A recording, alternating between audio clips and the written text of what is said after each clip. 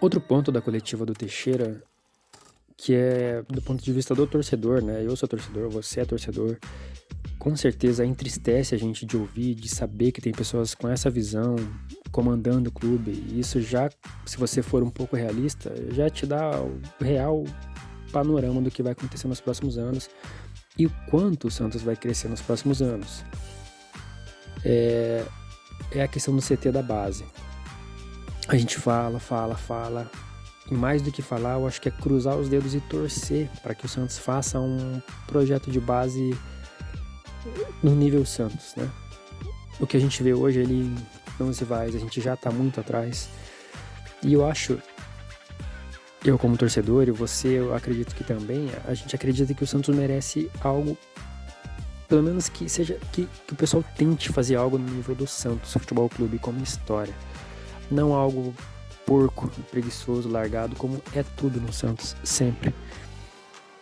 Então, quando sai uma notícia, quando o cara vai numa coletiva exaltar e dizer ao mundo inteiro que ele está fazendo um CT, um centro de treinamento em uma área ridícula, com 2 campos e mais um society, como se fosse uma coisa, uau, que coisa maravilhosa, cara, é entristecedor, em outras palavras.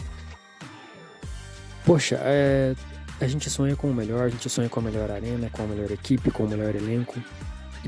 E isso provavelmente não vai ser possível todos os anos. Mas quando você tem gente séria no comando, profissional, em qualquer empresa, agora pense em uma empresa, a melhor opção vai ser pensada sempre. E a impressão que dá quando o Santos vem a público divulgar essas coisas é que todas as opções, todas as soluções encontradas por quem comanda o Santos é a mais preguiçosa e patética, porca até eu diria, do mundo, sabe? A nossa base é uma das maiores do mundo, que revelou mais craques do mundo, uma das... Caramba, senta, pensa com calma e analisa friamente onde é que a gente pode construir um CT e de que forma, qual investimento mais ou menos vai ser necessário para ter um CT dos sonhos. Senta, calma, conversa, não precisa fazer nada loucamente. O Santos tem mais de 100 anos, 110 anos de história e até hoje não teve um CT à altura. Então calma, não vai jogar algo... Não é um computador que você joga lá, um The Sims, que você planta as coisas, que você constrói as coisas de forma gráfica ali. Não, calma, não vai ser rápido. Então calma, pensa. Em Santos, provavelmente, pelo que o pessoal fala, não tem esse terreno livre. Tudo bem, pode ser numa metropolitana, pode ser ali perto. Porém, o foco do pensamento profissional, pensamento de quem gosta realmente do Santos, tem que ser entregar algo à altura do que o Santos merece. Não fazer algo porco de qualquer forma para ter, como a gente já tem. Com galinheiro lá, como tinha. Então, esse tipo de coisa enoja a gente como torcedor, porque a gente não pode fazer mais do que criticar, do que torcer, do que cornetar nas redes sociais. Mas quem faz, quem pode fazer, tá levando o clube ao marasmo. O Santos ter caído para a segunda divisão não foi nenhuma surpresa se você analisar as atitudes de quem comandou o Santos até aqui, muito antes da queda, mesmo nos períodos vencedores do clube. Então, quando o Santos fala que vai fazer um CT em uma área pequena, com 2 campos, cara, é patético e porco, uma ideia extremamente preguiçosa. Eu acho que deve ter umas 7, 8, 10 categorias do Santos e eles vão ter 2 campos. Vai ter o revezamento de horário.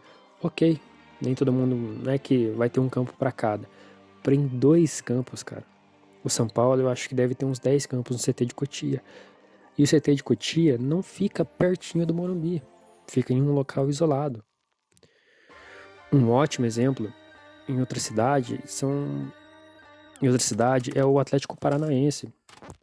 Tem um centro de treinamento, agora falando de centro de treinamento, lógico, um pouquinho, não é no centro da cidade, é um pouquinho distante.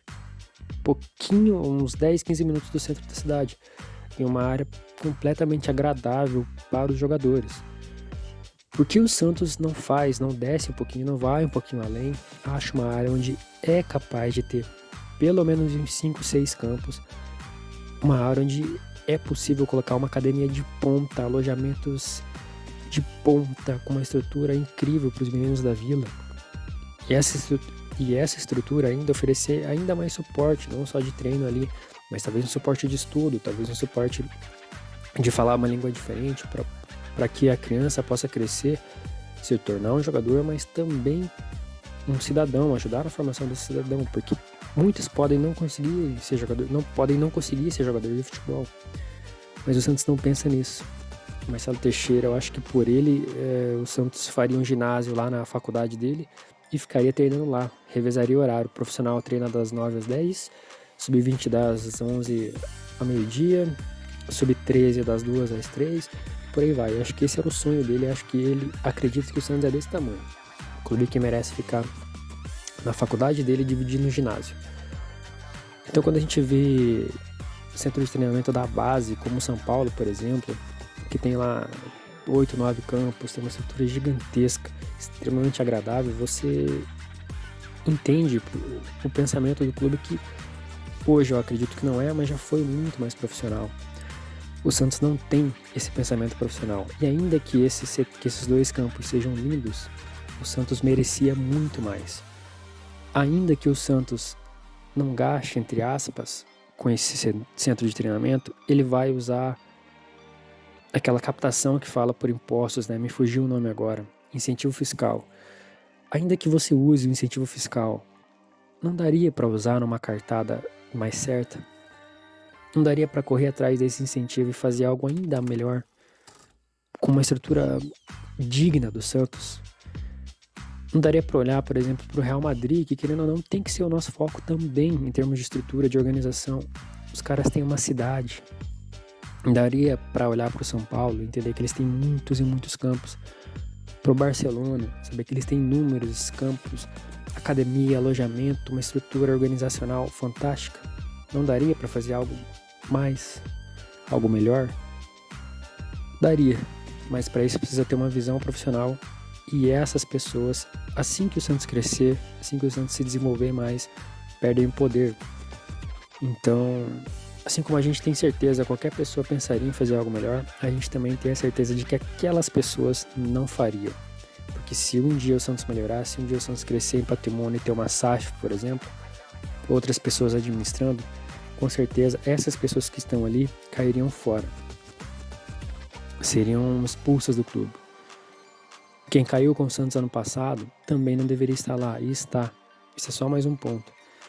Então tudo que é profissional, tudo que é melhor, tudo que a gente entende como torcedor que é o mínimo que o Santos precisa, até comparado ao que o mundo hoje exige, provavelmente não vai ser feito por essas pessoas que insistem em tratar o Santos como se fosse a padaria da esquina, com todo respeito à padaria, que todas as padarias são bem administradas. O Santos não é nem tão bem administrado como uma padaria, em termos de tamanho.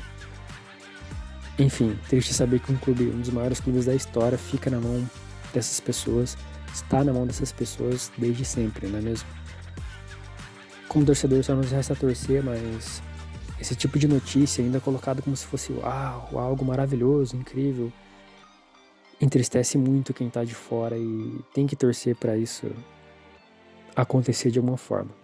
O Santos é um clube que insiste no acaso, não acompanha o que é novo, não acompanha o que é moderno, não acompanha o que é feito no mundo de positivo, tá?